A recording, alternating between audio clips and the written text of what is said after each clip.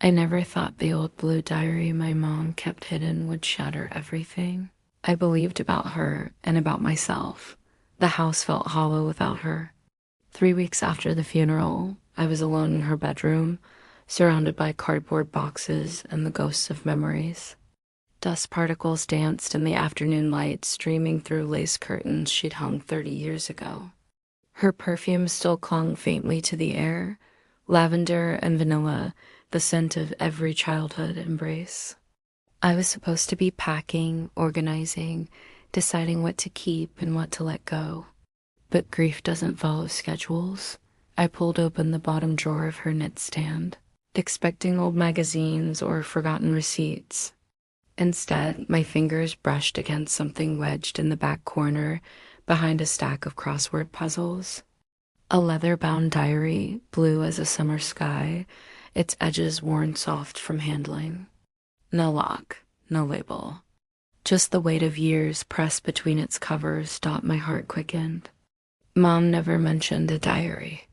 Why had she hidden it?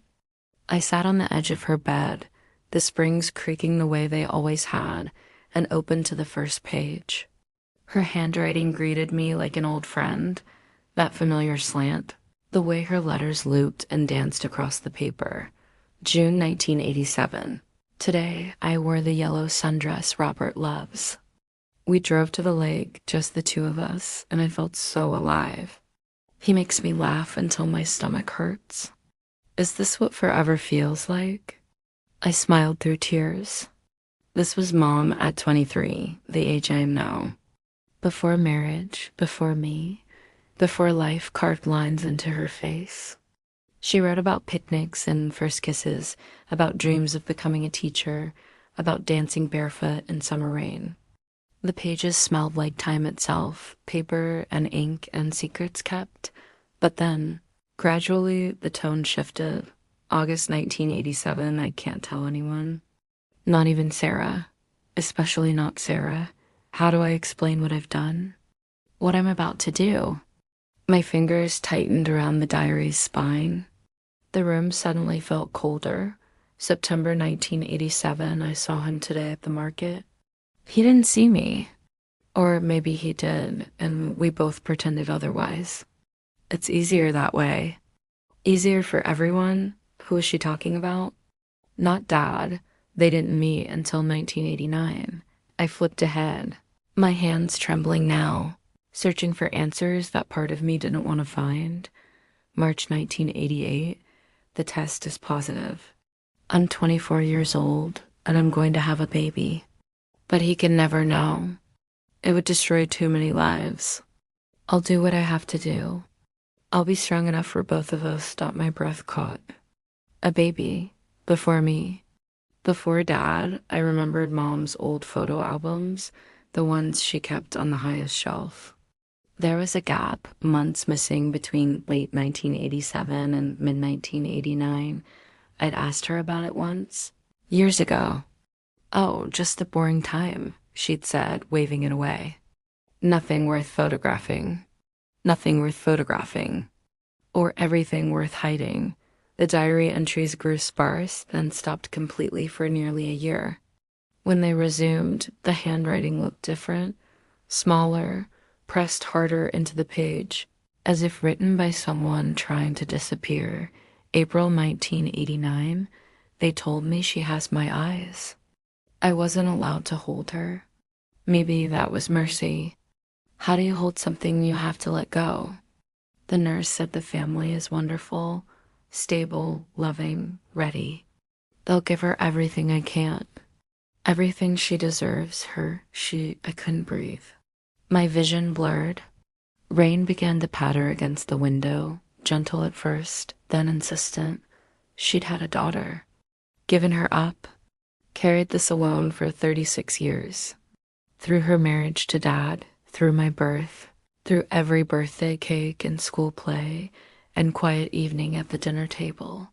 She'd smiled and laughed and lived her life while this secret hollowed her out from the inside, and I never knew, never suspected, never gave her the chance to tell me. I turned to the last entry. Dated 2 years ago, around the time she'd been diagnosed, November 2023. The doctor says I have time, but we both know that's just kindness wrapped in medical terms. I need to write this down before I forget, before I lose myself to whatever's coming. Her name, the one I gave her before they took her, was Grace. I held that name in my heart for 35 years, whispered it in the quiet moments. I wonder if she's happy, if she ever wondered about me, if she understand why I chose the way I did. I'm leaving this diary where my other daughter, my sweet, perfect girl, might find it. Maybe she won't. Maybe that's for the best.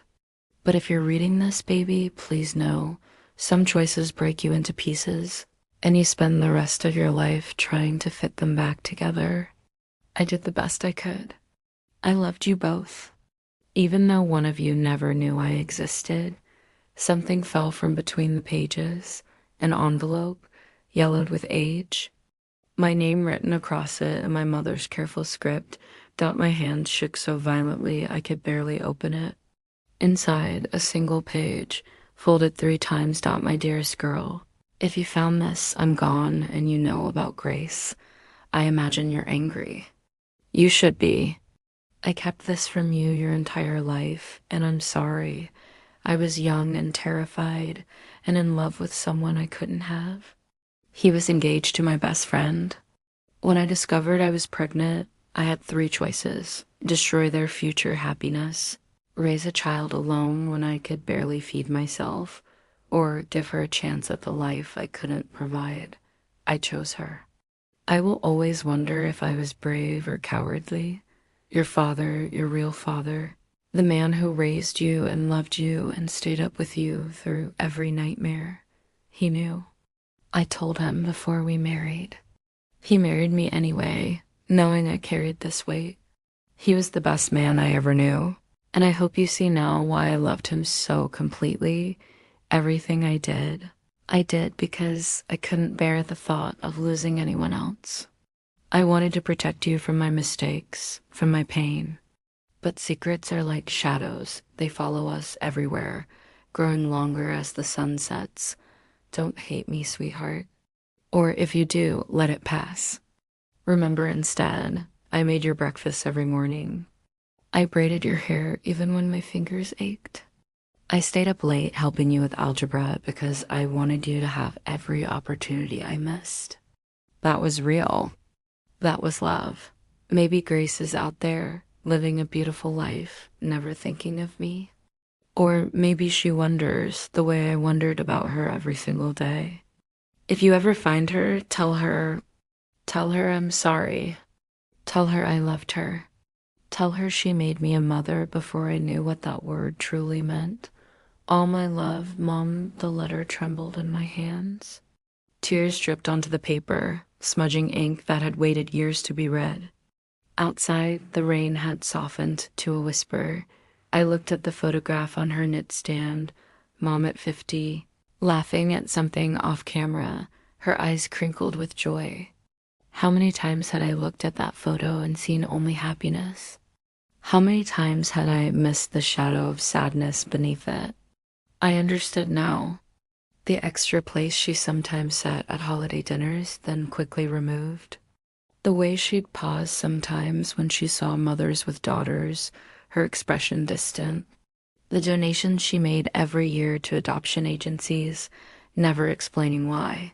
She'd loved 2 daughters. Lost one. Poured everything into the other, terrified of losing again. I understand now, Mom, I whispered to the empty room. I finally understand. Some secrets don't destroy us. They explain us. They show us the weight others carry silently, the sacrifices hidden behind smiles, the love that exists in absence as much as presence. That night, after the rain stopped and the moon rose silver through the window, I made a decision. I would find Grace, not to replace what Mom lost, but to tell her she was loved. To tell her that somewhere in the world, there was a woman who thought of her every single day, who made an impossible choice and spent a lifetime wondering if it was right, because love isn't always simple. Sometimes it means holding on. Sometimes it means letting go. And sometimes it means finding the courage to uncover the truth. Even when it breaks your heart, because broken hearts, I've learned, have more room for understanding. Mom taught me that. Even in death, even in silence, especially in silence,